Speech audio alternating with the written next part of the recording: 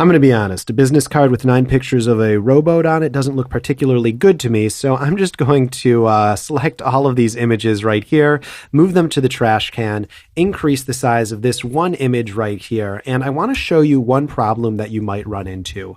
You'll notice that instead of going to Edit Free Transform, that got annoying. Instead, I am just hitting Control T in order to decrease the size of it. Now, if I were to decrease the size to this, and let's zoom in on that right there. Control plus to zoom in, spacebar. You'll notice that it doesn't have a lot of pixel information. But if I hit Control T and I increase it like this, all of that information that we lost is back in there. So I'm going to decrease the size again. Now, what you might see happen is you decrease the size, and when you increase it, it gets blurry. Let me show you what I mean. So I am going to drag this lake in. Let's just open it up in Photoshop. Open it up in Photoshop. I'm not going to worry about that warning. You'll notice that instead of it opening up here, because I dragged it to the, the palette down there, whatever these are called, it opened up in its own tab. In order to move it from one tab to another, I'm just going to drag this out, and I'm going to click and drag it over here. Yes, I want to proceed. Let's undo that and actually go back to this window. Let's say you have it up here. The other way to do it is just to click and drag it, go to that tab, and that's another way to do it right there. But I find that a little bit more confusing, so either way works. Let's close this tab right here.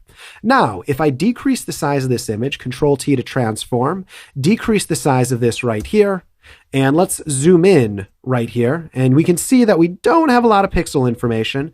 And now I increase the size of it, Control T, and then increase it right there. You'll notice that instead of increasing it and getting it all that information back, we've lost all that information.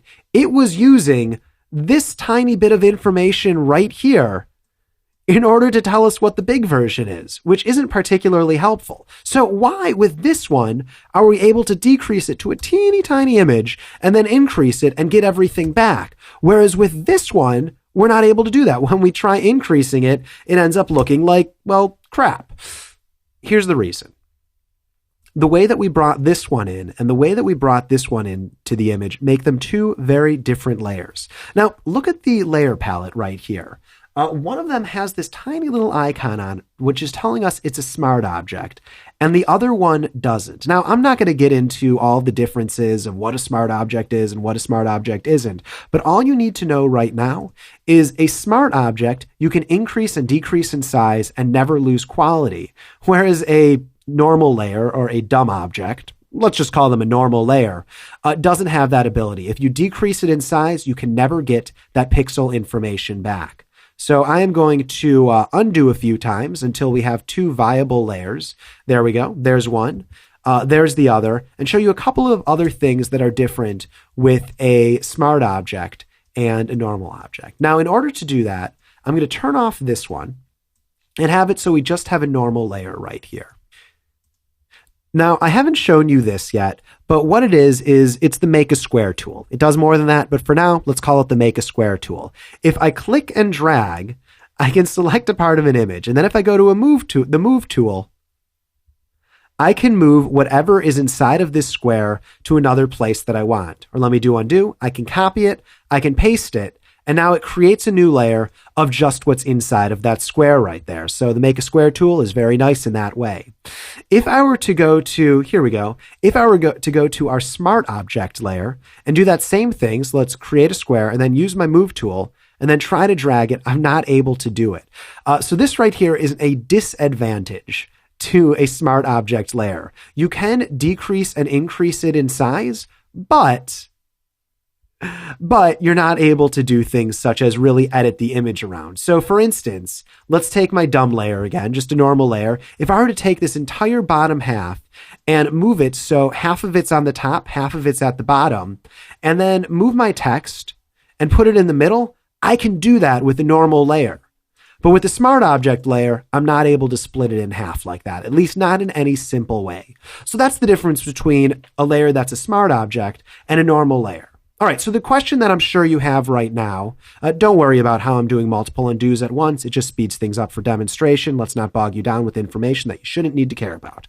Now, the thing that I'm sure you're wondering right here is, okay, so why is this one a normal layer and this one is a smart object? The reason for that is if you drag an image directly into the document, I'm going to hit enter, it becomes a smart object. Let's delete that, or let's bring it to the top of the layer stacking order, and then let's delete it. However, if you drag it into Photoshop, it opens up as its own document, and then you move that document into this palette, it just sets it up as any old layer.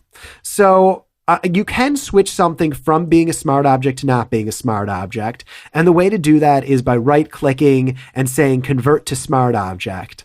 And you can also turn something from being a smart object to being a normal layer. And the way to do that is by right-clicking and saying rasterize layer. But for now, I just wanted you to know the difference between these two things. Essentially, a smart object, you can increase and decrease in size and never lose any information.